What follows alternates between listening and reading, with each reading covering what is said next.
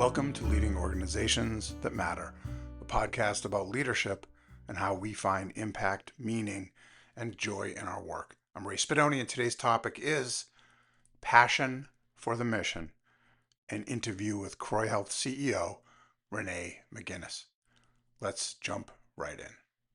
Hi, Renee. Thank you for joining me here on Leading Organizations That Matter. First of all, would you tell us a little bit about yourself and your organization, one that I see you have been with for a couple of years, and you've seen through a variety of changes. So tell me a little bit about you. Tell me a little bit about your organization.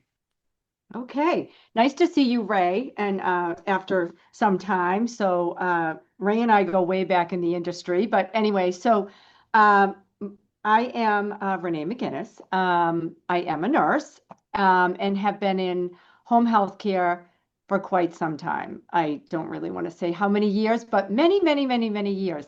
And have also worked in the hospital system. And actually, 11 years ago was a nurse case manager at Tufts in the hospital system for 6 years, and then came back to home health, where it is really my passion for the mission here at Croí Health. And so I've been the CEO here for almost 11 years now.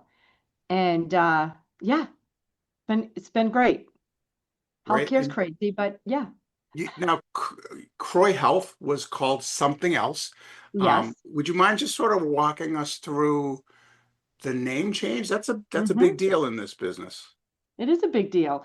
So yeah, we are a nonprofit independent organization, and we started out 106 years ago now in Norwell, Massachusetts, right? So it was Norwell, public health nurse, and then grew over time. We now cover 27 towns, and we have not just home health care, but we have palliative care and hospice, and we also have a residential hospice house in Hingham. So when we were embarking on a capital campaign that is now in its second year, um, many of the stakeholders said, you know what, your name, which was originally Norwell Visiting Nurse, then we changed it to NVNA and Hospice because we had added hospice, and we weren't just in Norwell. And people are like, it's just a really confusing name because it's really limiting. And with all that you do, you really should rebrand in terms of, the future state. So we thought about it, we talked about it, obviously went through our board and hired a company to help us rebrand, which was a big endeavor, to your point, Ray, a 2-year process really to get to the name Croí Health, which is heart, means heart in Gaelic. And that enables us to really also expand. We don't know, what are we doing future state, right? Becoming involved with ACOs and value-based care and everything that the government is looking at for the future. Um, who knows what other types of healthcare we'll be delivering in the home. So that's where that came from. Right. As the CEO, when this concept first came up, the idea first arose, were you reluctant? Were you a cheerleader for a brand change, name change? Hmm. You know what? I was a little reluctant initially until I think we went through the process with, and I listened to the stakeholders, which were employees, new and old, donors, referral sources. So when I listened to everybody, I said, okay, it makes sense. I was a little concerned initially because you worry that people are going to be like, oh, who's that? I don't know who they are. Or some of the questions we got when we did rebrand. Um, did you merge? Did someone buy you? Are you going to be changing your mission? All those kinds of things that we've had to speak to over the last year and remind people, same organization, just a different name. We have not changed anything. So it'll take another year probably before people actually, adopt Croy as us, remembering who we were. Has it created any confusion? I mean, is there anything about it that has been an important lesson learned for you that you would want to say to folks who are contemplating something as big as a name change for their organization? Yeah, no confusion with the referral sources because we got so ahead of that, you know, it, from the beginning. I think one area that has become a big deal is even with patients and people that have seen our ads and listened to us on the radio and everything else, um, were you bought by someone? Will your mission change? Are you going to be a different organization now because maybe you're a for-profit national company? You know, because there's so many mergers and acquisitions that people get concerned. Were you bought by private equity? So I think that that was the big concern was, wow, is this now going to change the fact that you are so driven by the community with the community? Because our community is so good to us, and hence we're good back to our community. That was a big concern for people. We still get those questions, Ray. So it's interesting. So you've had to reassure people that you are Yes. still the same, Yep. been there for a long time, going to continue to be there for them. Mm-hmm. Great. Yes. I'd love to talk with you, Renee, about leadership. That's the primary Mm-hmm. focus here. But before we do that, you are the leader of a home health and hospice organization. You do a lot of different things, but I'd love to delve a bit just into home care, the home care industry. And there are folks out there who sometimes they'll hear, oh, home care, mom and dad is aging. I want to hire an aide for part of the time. I want them to come in. I want to extend their time living independently and at home.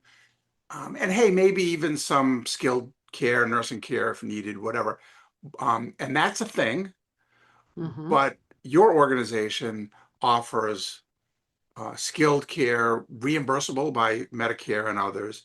Can you talk a Mm-hmm. little bit about your industry, what you do, and some of those distinctions for folks who may not be so familiar with it?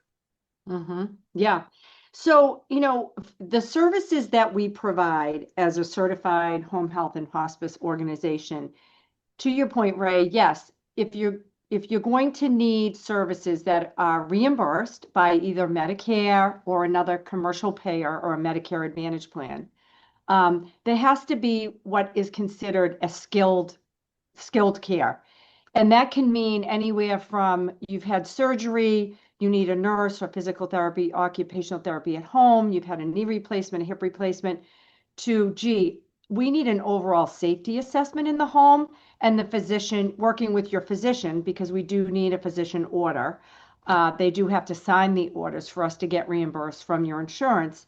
Um, Gee, mom and dad, I'd really like a safety assessment for them at home to see how they can remain independent, what services they might need, and what adjustments they might need to their home. So those are the different, that's just simplifying it, Ray. But, and then of course for hospice, we have palliative care and hospice, and palliative care is very confusing for people. So I like to say, you know, maybe you have a limited prognosis, maybe you have a chronic disease that you need symptom management for at home, and you don't want to be in and out of the hospital.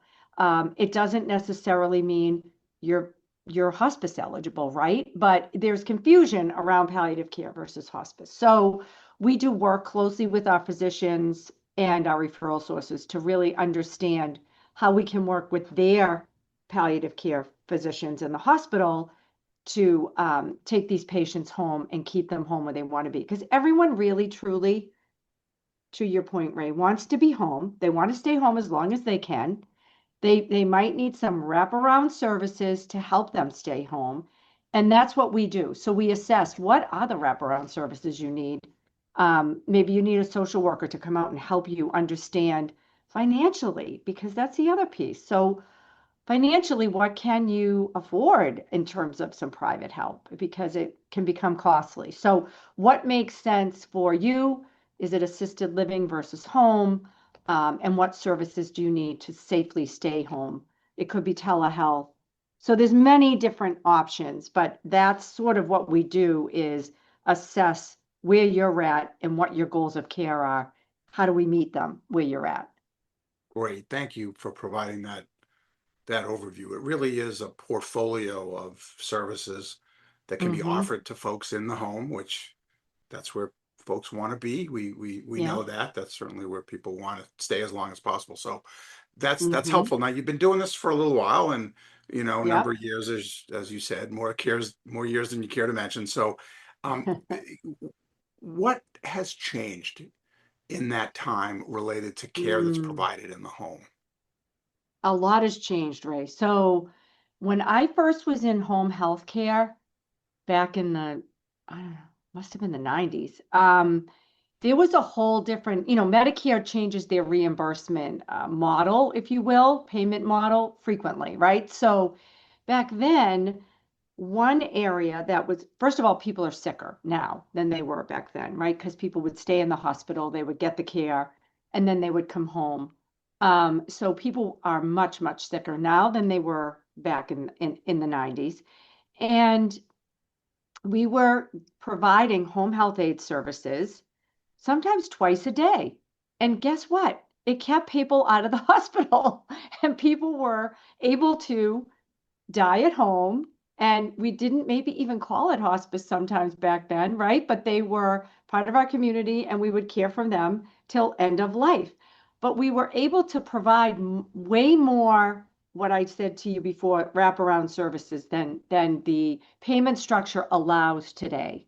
So fast forward, there was many different payment models instituted, which which changed sort of the way that we deliver home care, right? But what has not changed is the fact that patients still need, and much more, skilled care in the home.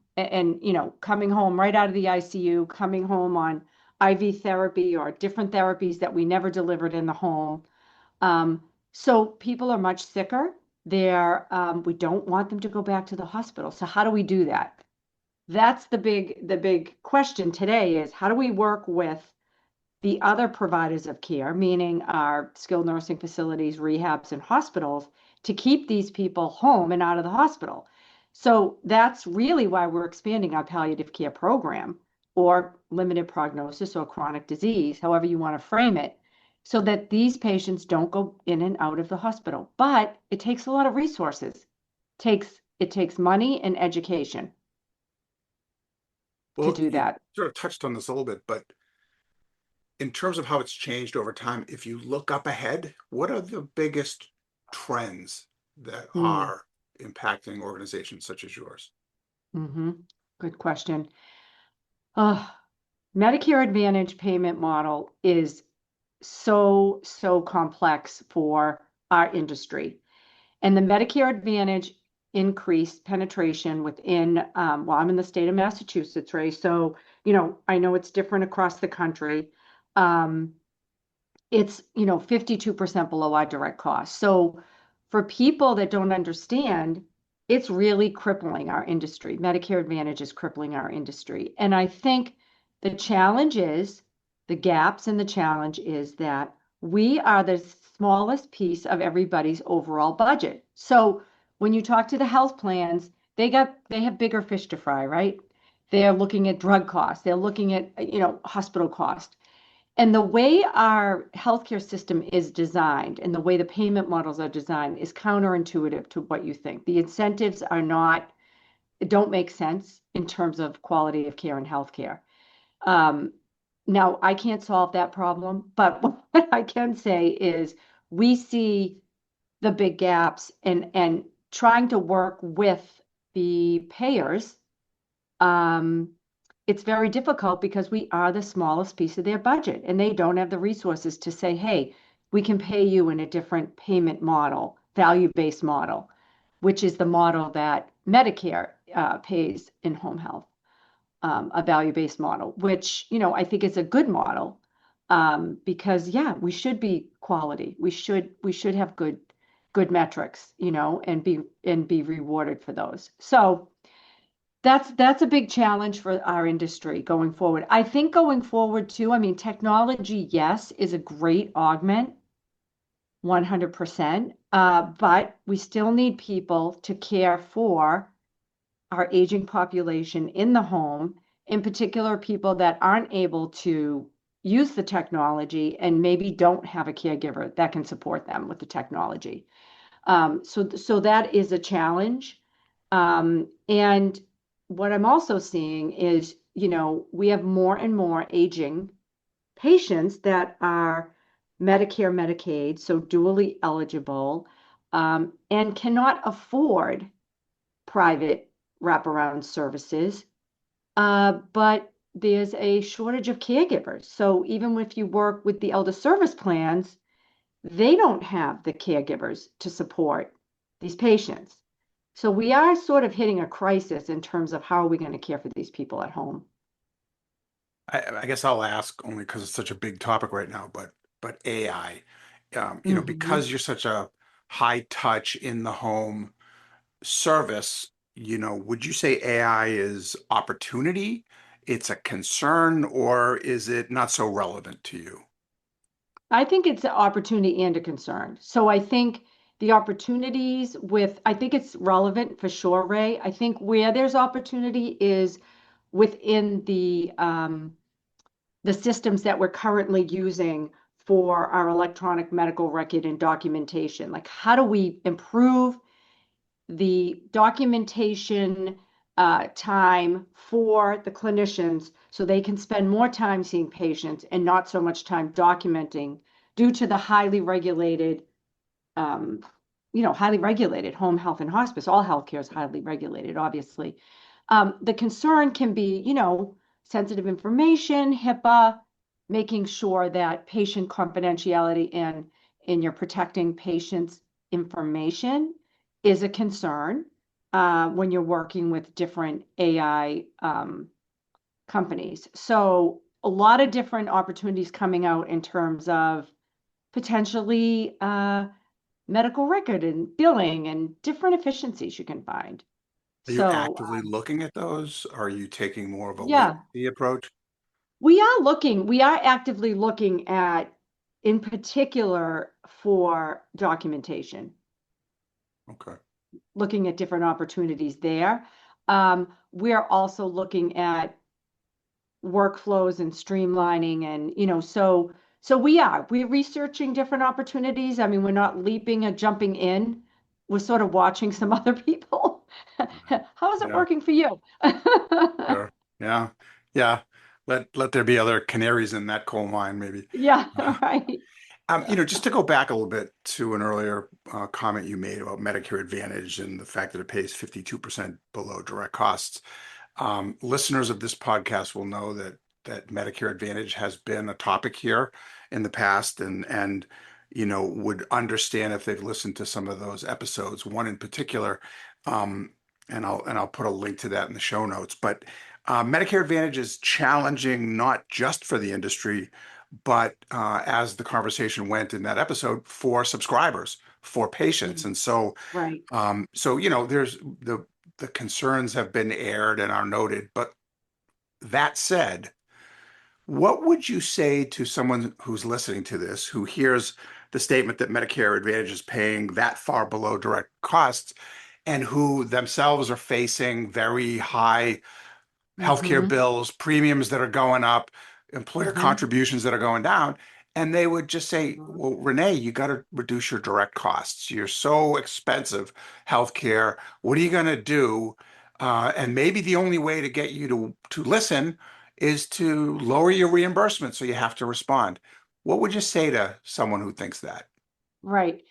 Oh boy. Yeah. So the complexity of how we get paid in our industry, right? So if you think of the biggest payer is Medicare, people over 65, and then you have your commercial payers, right? So our costs keep going up, all right, every year. Our costs go up. Medicare threatens to cut us every year. But it does not keep up with inflation. It does not keep up with salaries and the cost of benefits that we have to provide to our employees. Not only that, we have very highly regulated. And what happens is you have to spend a lot of money to be in a value-based program, right? Because you have to have all the staff and support to help you with education and training and documentation. And so to stay highly regulated, you not only need the infrastructure of people, but you need technology, and technology is very expensive. Now, nobody's reimbursing you for technology. So no one's reimbursing you for technology, and they're not keeping up with the cost of your labor. And we don't have any opportunity to negotiate. So we can't negotiate, obviously, with Medicare or Medicaid, right? So we can advocate. So I do a lot of advocacy with the Alliance for Care at Home and the Home Care Alliance of Mass. We can advocate, we can support the data to show why they should be paying us a certain amount, but there's only so much money to go around. We don't have a big voice, right? So the big voices are pharma and the physicians and the hospitals. So our voice is like I said, pretty small compared to them in terms of the budget. So what I would say to people is, here's your concern. I understand the cost. It's a lot to sign up for Medicare, A, B, and a supplement. Um, it's all good when you're not sick. Medicare Advantage, when you're not sick and you're just going to the doctors and you're getting your appointments, but when you need care and you want to specifically go to a particular physician, hospital, rehab, you may be denied. So you have to look at the out of network cost. What's going to happen when you get sick and you want to go to the Brigham or Mass General, and maybe that's out of network. Um, we see access to care issues for patients. So many of the organizations are not taking in particular insurance. I know one organization we work really closely with in my region is not taking United Healthcare. So for those patients that have a United Healthcare Medicare Advantage plan, they cannot access one of the biggest systems in terms of healthcare. So these are the things you have to think about. And when you're sick and you need it looks good because you might be getting like a hearing and vision benefit, but those benefits are really cheap, to be honest with you. Hmm. It's very cheap compared to if you have an out-of-pocket cost or a big copay if you go out of network. So it's not a perfect answer, Ray, but Well, as yeah. much as none of us want to get sick, I guess this is a buyer beware situation for subscribers who are contemplating this.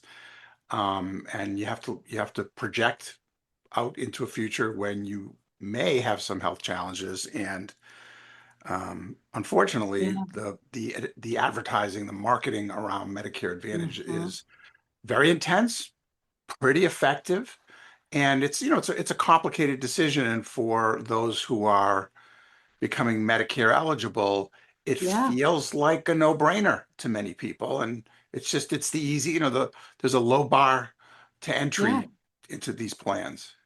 It's an Yeah, issue. it's true, Ray. And I think the scary thing is, for 15 years, maybe, correct me if I'm wrong, Ray, but the government's really been trying to Oh yeah. they don't want the risk of Medicare. Yeah. So they would like to privatize it to have it run by the insurance companies. The problem there is that there's no regulation about how the insurance company uses those Medicare dollars for your care. So there's no regulation on the payment model or structure. There's no law or anything, you know, overseeing that. I think the only thing they have to do is show that they have, I don't know, good quality or something.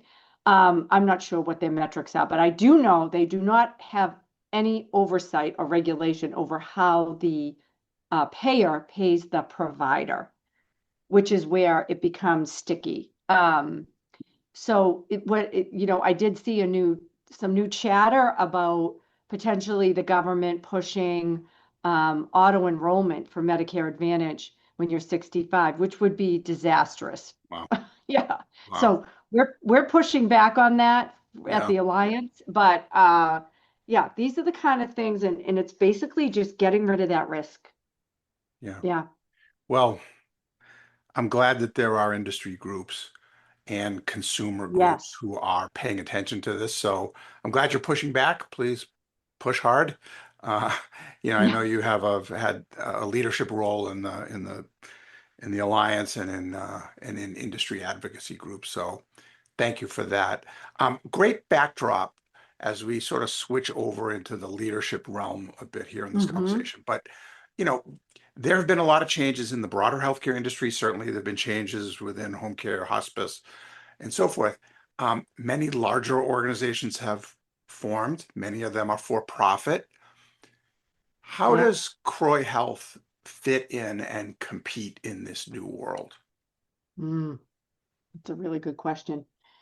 Well, I'll tell you, there's a couple of things we do that we've been doing for the past 11 years too, is one thing that is really important for us is we do a lot of fundraising.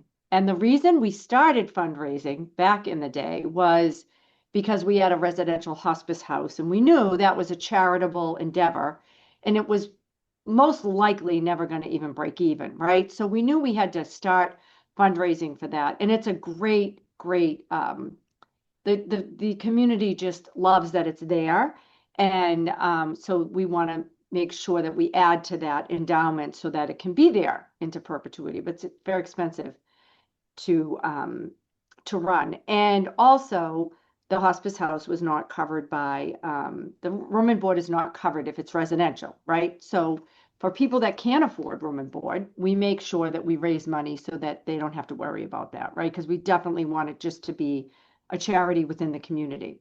So in doing that, Ray, when you talk about leadership, we are meeting with business leaders and also, philanthropists throughout the region. And there is so much I've learned about, well, first of all, the generosity of people is just incredible. And but as a leader, when you're doing this kind of work, you have to be authentic and you have to be transparent. So it can't be something I really don't know how you teach it.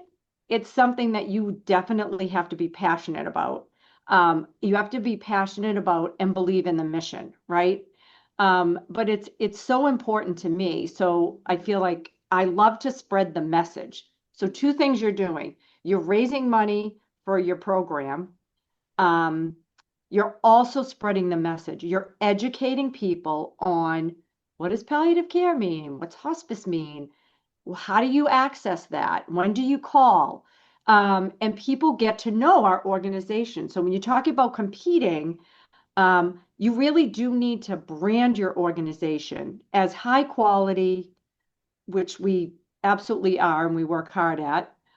Like I said, it is an expense to have the infrastructure, but high quality, you want to make sure your patient engagement scores are 5 because you want to know that people will fill out those surveys, which are, have nothing to do with us. So they are definitely authentic surveys and that you're doing well. And if you're not, why? Right. So this is how we compete. We're also looking at what's a differentiator for us. So truly one differentiator for us in my region, not, I mean, this is stuff people are doing across the nation, of course, but in my region is no one else is doing primary palliative care in the home because it comes at a cost, right? So our program we're expanding where most people are not even providing palliative care services in the community. And we're working closely with our hospitals in the state to provide this for patients. And that's a differentiator. So you do have to look at some of your differentiators. What is your brand and how are you going to expand that? And I would say anybody that's in nonprofit healthcare should be fundraising, Mhm. but it's a definitely a time commitment from the CEO with your philanthropy team. So you have to think about that. So um, so the way David gets to operate in an arena with a Goliath or Goliaths would be Hmm. community financial support, high Hmm. quality, high satisfaction, and some Hmm. specialized programs, maybe some niche programming. Yep, Is it working? it is working. It is working. It is. You never know what's coming down the pike, but we're always looking ahead to what else do we need to do Hmm. to support that? And is it, do we move into maybe primary elevated geriatric care program or something with our physicians? Do we, what else can we be doing? And you don't necessarily have to own something to be part of the community. Like if you think about sort of the ACO mindset, you you can be a preferred affiliated partner, work together, and it's a win-win for both, right? Whereas you don't have to merge, you don't have to buy, with nonprofit, especially, right? But because that's a big deal, right? It's a big deal. And we do what we do well. I don't not I don't want to be do what social health does well. Their emergency room, their ICU, their all the things we need to work with them on, their internal palliative program. There's no competing there. So that's really what we're doing, Ray, is expanding our affiliated partnerships, preferred provider agreements, Great. which with no financial risk. As the CEO of a successful organization that has demonstrated some resiliency and has built up some durability, is there anything that keeps you awake at night, that worries you as you think about um, as you so listeners aren't going to get the video, but you're smiling and nodding, so I'm gonna infer that means that maybe you've had some sleepless nights. Many sleepless nights. I hate to say it, but if you're the CEO of an organization and you don't have sleepless nights, God bless, because there are many sleepless nights. And I think other leaders of healthcare organizations that I talk to all the time, they have sleepless nights. So you do have sleepless nights. You worry about, I mean, you want your employee retention, right? Like you want retention. You want to recruit really good talent. But the patient engagement, patient satisfaction is huge. And how are you going to break even? That's all you're looking to do, right? Is we just want to break even. We're a nonprofit. Okay. It's really hard. It's really, really hard with the structure of the healthcare industry today. It's just tough. Yeah, so I do lay awake. I do worry about, future state. And, someday when I retire, you want to leave an organization far better than when you came. At least when I say far better, I mean, expanding and growing and thriving and remaining viable in the community. And particular, Ray, one thing, when you're working closely with donors and you're so passionate about the mission, you need, you have a sense of responsibility there because you're like, I'm promising that I'm going to be here and I'm going to provide this care in the community and I'm going to make sure that this hospice house remains and we're going to provide free care for people. Um, I take that very seriously. Yeah. Well, for someone who is listening to this podcast, who may be thinking, gee, I'd like to elevate within my organization and maybe someday lead an organization such as Croí Health, Mm. as they're mulling this, what advice would you have Mhm. for them? Mm. Okay. I guess my advice would be this. When you're leading an organization like this, or any organization, you really need to be a content expert. You need to be the expert and you need to be able to identify and understand red flags, even if you might be getting the data, you might be looking at, you have to have that intuitive sense, to understand because as you grow and expand and your organization becomes bigger, how are you trusting and validating? How are you validating what you're trusting? And I think that's where sometimes people, you literally can't take your eye off the ball because it can become a slippery slope. Mhm. Um, and leadership, you need to be a transparent, authentic leader. I would say that's the most important thing. And understanding that you don't think you're intimidating, but people, because of your position and your title, people are intimidated by you. So when you're asking questions, they're like, why is the CEO asking me a question? That was a learning for me because I was a nurse. I did work in the organization in management roles, but never reported to the board and never was the CEO. So I was like, why are people nervous when I'm asking them questions? And you just realize with the title becomes um, people are nervous. And so you have to sort of say, okay, I'm just here for fact finding. I'm just here to, understand what's happening. So, yeah. So you have to look at, this is where a coach comes in, Ray. This is where a coach comes in. I Mhm. think if you're thinking about a role like that as you're moving up the ladder, why? Ask yourself why. What is the why behind it? Um, because if it's for the title, if it's for the money, don't do it. It's got to be that you really have a passion for the mission and you want to grow it and expand it. And you're like, I'm so excited about the viability of this organization, future state. I would love to do that. And that's kind of how I landed in this role was, the previous CEO was very passionate about quality and education and care for patients in the community, really cared about the community.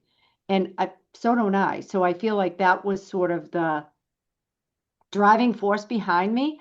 I did not, you don't always know what you're getting yourself into in terms of the other pieces, but it's a learning curve. But I would say for anybody that's embarking on that, you need a coach. Mhm. Well, thank you, Renee. There's some very practical suggestions in there, content expertise, being aware of the landmines, developing a discerning eye. But at the tail end of your comments, you Hmm. mentioned authenticity, which has Hmm. become a sort of a hot topic theme on this podcast. It has been coming up a lot in the conversations I'm having with the people that I'm working with, is folks are wanting to be true to themselves and to their Hmm. vision and to their values. And this notion of passion for the mission, um, boy, I couldn't agree with you more. That will sustain you. There Hmm. are peaks and valleys in a job such as the one you have, and Yes. there are some sleepless nights, but if you truly care about the mission and you Hmm. can story tell that and engage your community and your board and your employees in the work of the mission, you can get through those valleys much better and Hmm. more strong. So that really resonates for me. Yeah. No, it's so true. You can. And you get just as soon, you feel defeated sometimes due to the structure of healthcare. I mean, it's not just my industry, but and then you have some moments where you're like, wow, we are really making a huge difference. The emails, the cards we get when I see people and they say, "Oh my God, you have no idea how, thank you so much for the phone call, help guiding me through how I reach out for my loved one. I didn't even know that palliative care existed, or I don't understand how to access hospice." That's when I'm like, okay, we really add so much value to people in their lives.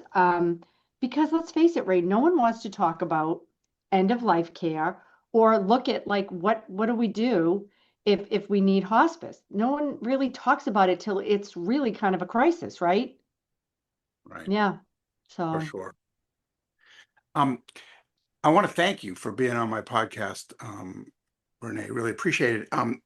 thank you for having me. Croy Health is a successful organization. It's an important part of its community, does good work. I think anyone who does some research into your organization will learn that pretty quickly. If anyone is interested in learning more about your organization or learning Hmm. more about you, where would you direct them? Yeah, so our website is www.croihealth.org. And my email is rmcginnes, MCINNES, at croihealth.org. So email me, put something in the subject line so I pay attention. I Mhm. get a lot of emails. And let me know if you have any questions. happy to All right. answer them. Well, I appreciate you're willing to be accessible, to the point about aspiring leaders. One of the things I've learned is that that makes up a pretty significant proportion of my audience, based on Yeah. what I've been able to gather from the metrics and the questions that come up in the comments and so forth, is folks who are wanting to have roles such as yours. And so I think hopefully they learned a lot from you today. And again, I appreciate you being on my podcast. Yeah. Thank you so much, Ray. It's so great to see you again. Thanks for listening. Leaving a positive review and letting others know about this podcast will help a great deal. My mission is to help empower organizations that matter by supporting those who lead them. I offer coaching, mentoring, and consulting services.